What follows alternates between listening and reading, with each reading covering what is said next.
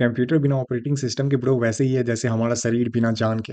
अगर हमारे शरीर में जान ही नहीं है तो फिर हमारा शरीर कोई काम का नहीं है। हम लोग हाथ पैर नहीं हिला सकते हैं, कुछ सोच नहीं सकते हैं, कहीं इधर उधर जा नहीं सकते हैं, है ना। उसी तरह से अगर कंप्यूटर में ऑपरेटिंग सिस्टम नहीं है, जिसको कि शॉर्ट में ओएस बोलते हैं, तो भाई समझ जाए कंप्यूटर एक खाली डब्बा है। या फिर फ़ोन में भी ऑपरेटिंग सिस्टम नहीं है तो वो फ़ोन भी एक खाली डब्बा है, किसी काम का नहीं है। ठीक है। तो आज हम लोग इस टॉपिक में यही पढ़ने वाले हैं कि ऑपरेटिंग सिस्टम होता क्या है। ये हमारा तीसरा टॉपिक है जिसका नाम है ऑपरेटिंग सिस्टम, और इसको आज हम लोग बच्चे की तरह एकदम आसान भाषा में समझने वाले हैं, बिना कोई ज़्यादा दिमाग पे जोर डाले। ठीक है, तो चलिए स्टार्ट करते हैं। तो देख भाई, तू घर में रहता है। ठीक है। ये तेरा घर है। घर में तू सब भाई बहन है। ये तेरे पापा हो गए। और घर के अंदर में फ्रीज है, बाइक है, उसके बाद फिर पंखा है, एसी है ना, सब कुछ है। तो ये, अगर तेरे घर में पापा ना हो, है ना, तो तू लोग कुछ भी करेगा। कोई भी बाइक लेके चला गया, कोई एसी चला के छोड़ दिया, कोई पंखा चला के छोड़ दिया, है कि नहीं। लेकिन जब पापा रहते हैं घर में, तो हम लोग वही काम करते हैं जैसे पापा बोलते हैं।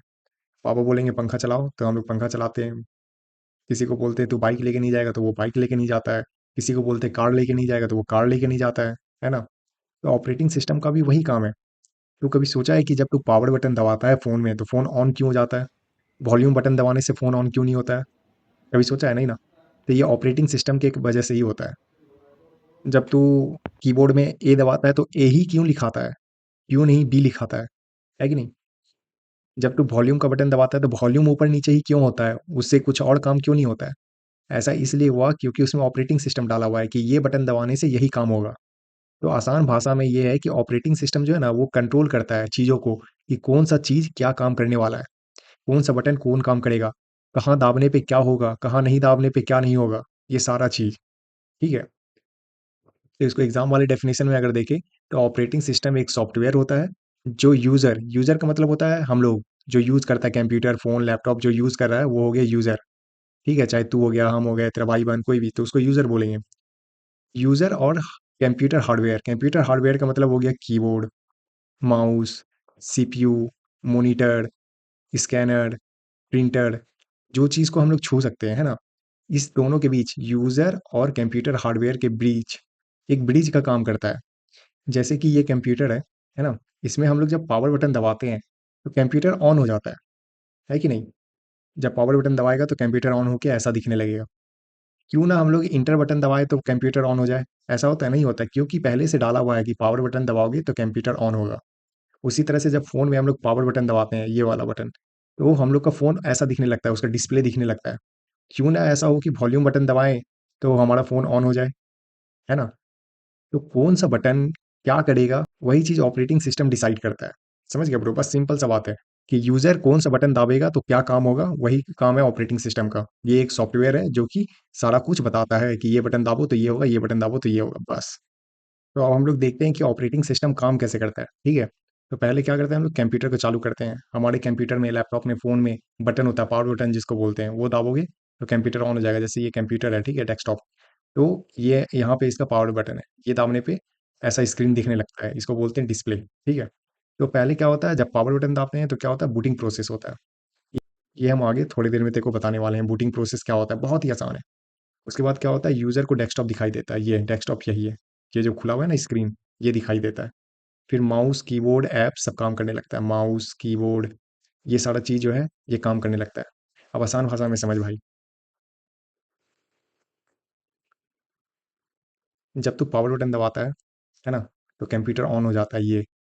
उसके बाद फिर कीबोर्ड, माउस, प्रिंटर, सीपीयू, जितना कुछ भी होता है, ये सारा चीज़ यूज़ होने लगता है। जब कंप्यूटर ऑफ होता है, तो क्या ये कीबोर्ड कितना भी दबा ले काम करेगा? माउस कितना भी दबा ले काम करेगा? नहीं करेगा। लेकिन जब कंप्यूटर ऑन हो जाता है, तो कुछ भी दबा तो वो काम करेगा, है ना? तो बस यही चीज़ है ऑपरेटिंग सिस्टम का काम, कि कीबोर्ड, माउस, सीपीयू, मॉनिटर, ये सारा कौन-सा काम करेगा, ये सारा चीज़ यही बताता है, बस। तो अब हम लोग आते हैं अगले पॉइंट पे, फंक्शन ऑफ ऑपरेटिंग सिस्टम, ठीक है? मतलब कि ऑपरेटिंग सिस्टम का क्या-क्या काम होता है। जैसे यूज़र इंटरफ़ेस देना, जैसे ही हम लोग पावर बटन दबाते हैं, ठीक है? तो फ़ोन ऑन हो जाता है, ये दिखने लगता है डिस्प्ले।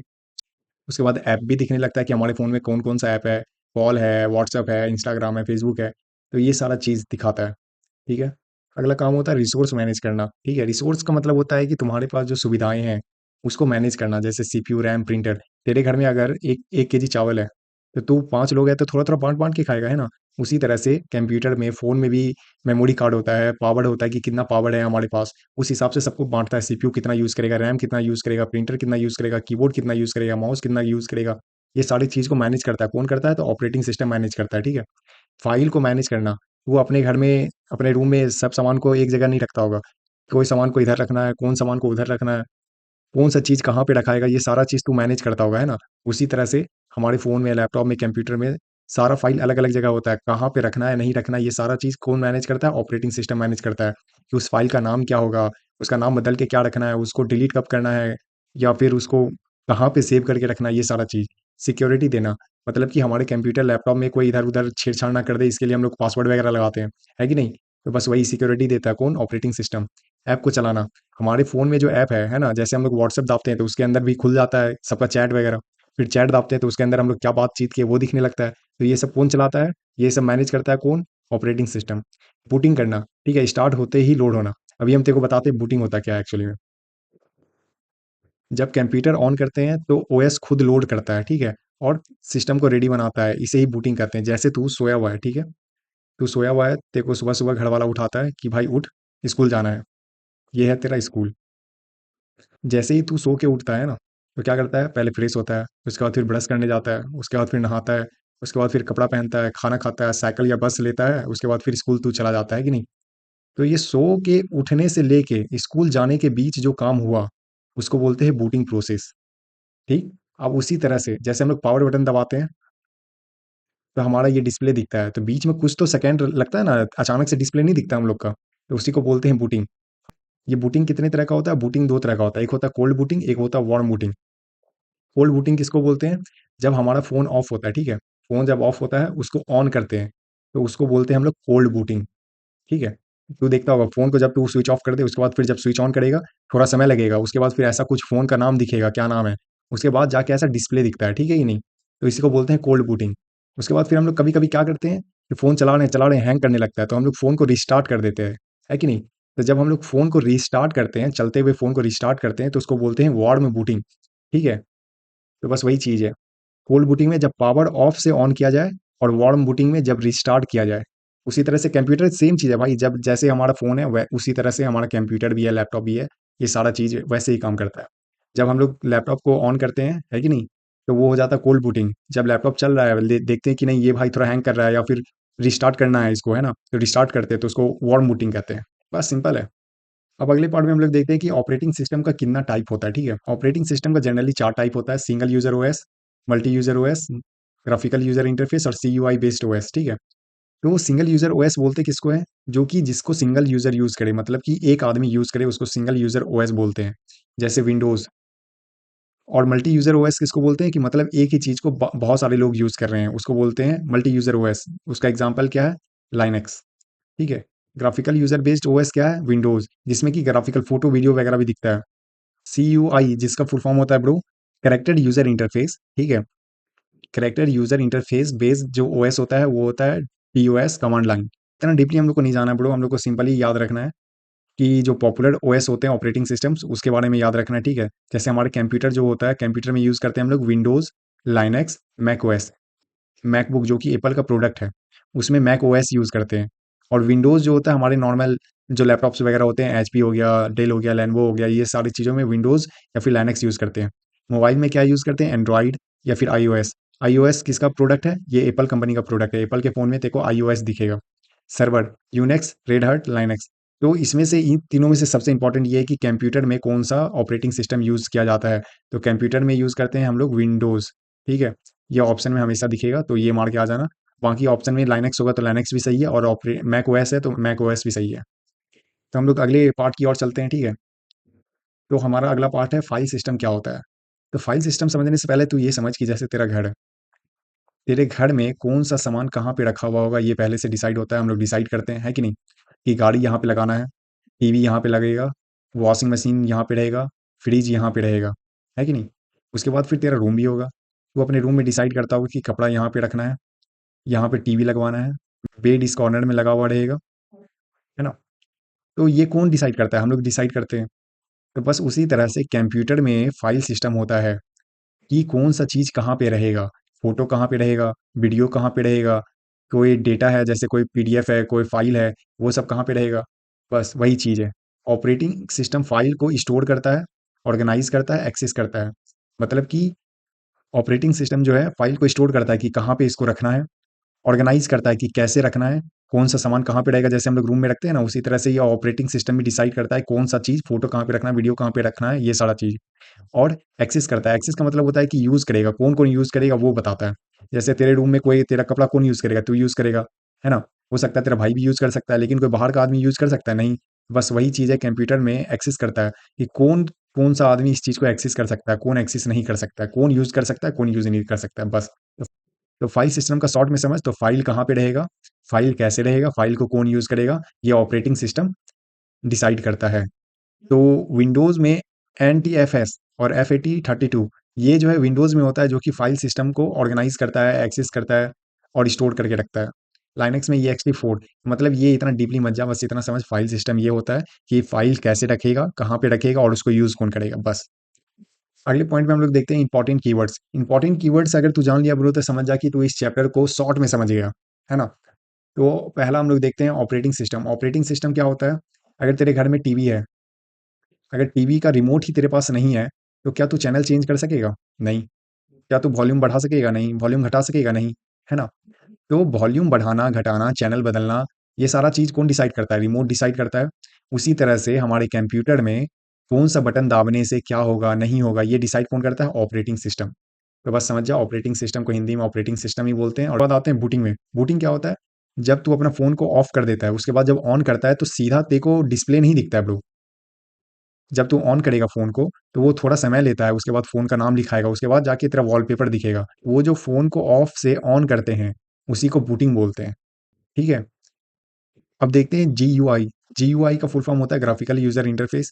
इसको डीपली में मत जान, एग्ज़ाम में बस फुल फॉर्म पूछेगा, तो फुल फॉर्म होता है graphical user interface. CUI command user interface. File system फाइलों की व्यवस्था, मतलब कि जैसे तू अपने रूम में कौन-सा सामान कहाँ पे रखाएगा, कौन यूज़ करेगा, नहीं यूज़ करेगा, ये डिसाइड करता है। उसी तरह से कंप्यूटर में भी कौन-सा फाइल कहाँ पे रहेगा, कौन से फ़ोल्डर में रहेगा, उस फ़ोल्डर का नाम क्या रहेगा, ये सब चीज़ फाइल सिस्टम से डिसाइड होता है। मल्टी यूज़र का मतलब होता है मल्टी मतलब होता है बहुत, ठीक है? एक से अधिक लोग जो होता है एक से अधिक लोग जो होता है उसको मल्टी बोलते हैं। तो मतलब कोई ऐसा चीज़ जिसको कि एक से अधिक लोग यूज़ करता है उसको बोलते हैं मल्टी यूज़र। अब देखते हैं रिसोर्स मैनेजमेंट, है ना? जैसे तेरे घर में अगर 50,000 रुपए महीने का आ रहा है, तो वो 50,000 रुपया को मैनेज करना है कि कितना पैसा फ़ी में जाएगा, कितना पैसा गाड़ी में जाएगा, कितना पैसे का खाना खाना है, कितने पैसे का कपड़ा खरीदना है, कितने पैसे का घूमना है, कितना पैसा सेव करके रखना है। उसी तरह से कंप्यूटर में पावर होता है ना कि रैम इतना है, रोम इतना है, स्टोरेज इतना है, तो ये सब डिसाइड करता है कि इतना स्टोरेज इस चीज़ को दो, इतना रैम इस चीज़ को दो। कीबोर्ड इतना पावर यूज़ करेगा, माउस इतना पावर यूज़ करेगा, सीपीयू इतना पावर यूज़ करेगा। ये सारी चीज़ जो होती है ना? ये प रिसोर्स मैनेजमेंट के अंदर आता है। सिक्योरिटी, सिक्योरिटी का मतलब होता है सुरक्षा करना। मतलब तेरा घर है, अब उसको अगर तू खोल के रखेगा तो कोई भी घुस जाएगा। तो हम लोग क्या लगाते हैं? ताला लगाते हैं। उसी तरह से कंप्यूटर को अगर तू ऐसे खुला छोड़ देगा, तो कोई भी उसके अंदर घुस जाएगा, तेरा सामान चोरी कर लेगा, तेरा फ़ोटो, वीडियो ये सारा चीज़ चोरी कर लेगा। तो सिक्योरिटी के लिए हम लोग पासवर्ड लगाते हैं। अब देखते हैं इंटरफ़ेस, इंटरफ़ेस का मतलब होता है जोड़ने वाला।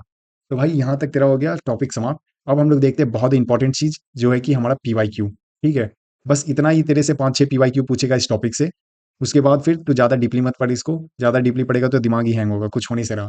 तो हम लोग पहला क्वेश्चन देखते हैं, ये एसएससी, रेलवे, दरोगा और जितने भी हमारे दिल्ली पुलिस और जितने भी एग्ज़ाम में कंप्यूटर पूछे जाते हैं, उसका ये क्वेश्चन है पीवाईक्यू, तो इसको ध्यान से पढ़ना और तेरे को रट्टा मारने की ज़रूरत नहीं है, हम तेरे को ऊपर ही समझा चुके हैं सारा चीज़। तो पहला क्वेश्चन है ऑपरेटिंग सिस्टम का मुख्य कार्य क्या होता है? ऑपरेटिंग सिस्टम का मुख्य कार्य मतलब इंपॉर्टेंट वर्क क्या है? डॉक्यूमेंट बनाना? नहीं, डॉक्यूमेंट नहीं बनाता है। हार्डवेयर चलाना? नहीं, हार्डवेयर को भी नहीं चलाता है। यूज़र और हार्डवेयर को जोड़ना? हाँ, यूज़र और हार्डवेयर को जोड़ता है, मतलब कि अगर हम लोग कोई बटन दबाएँगे तो कंप्यूटर में वो लिखाएगा। तो ये काम किसका है? ये काम है ऑपरेटिंग सिस्टम का। इंटरनेट चलाना? ना। तो यूज़र हार्डवेयर को जोड़ना।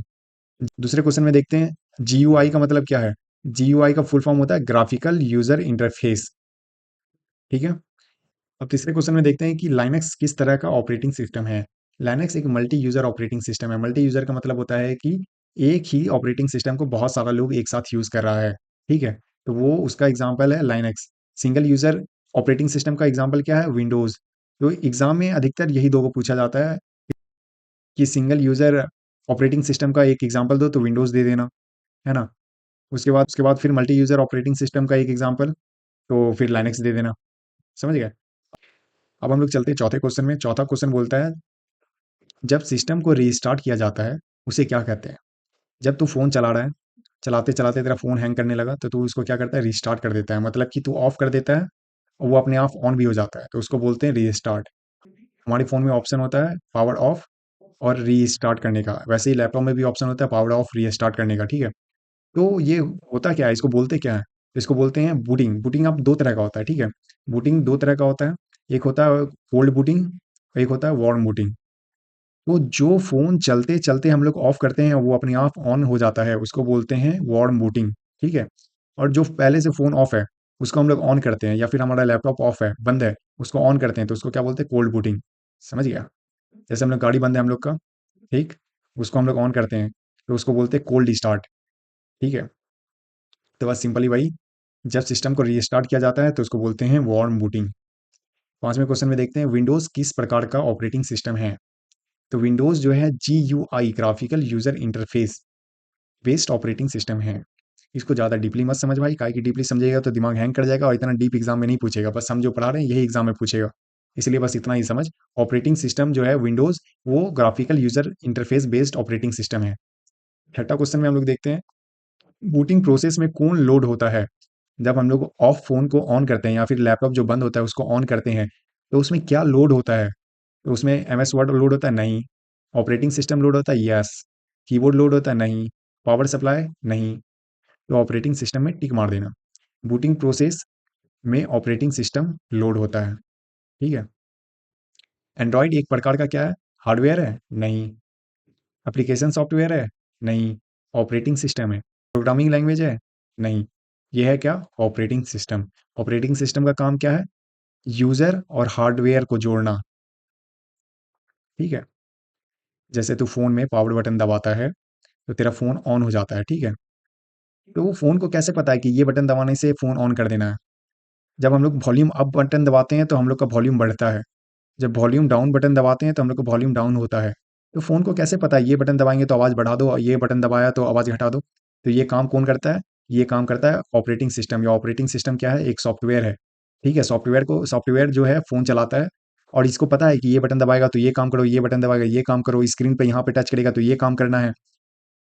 कीबोर्ड में ए दबाया तो ए ही लिखना है, कीबोर्ड में बी दबाया तो बी ही लिखना है। तो ये सारा चीज़ जो है ऑपरेटिंग सिस्टम का काम है। तो यहीं पे हमारा ये चैप्टर समाप्त होता है। हम लोग अगले टॉपिक में पढ़ेंगे एमएस वर्ड।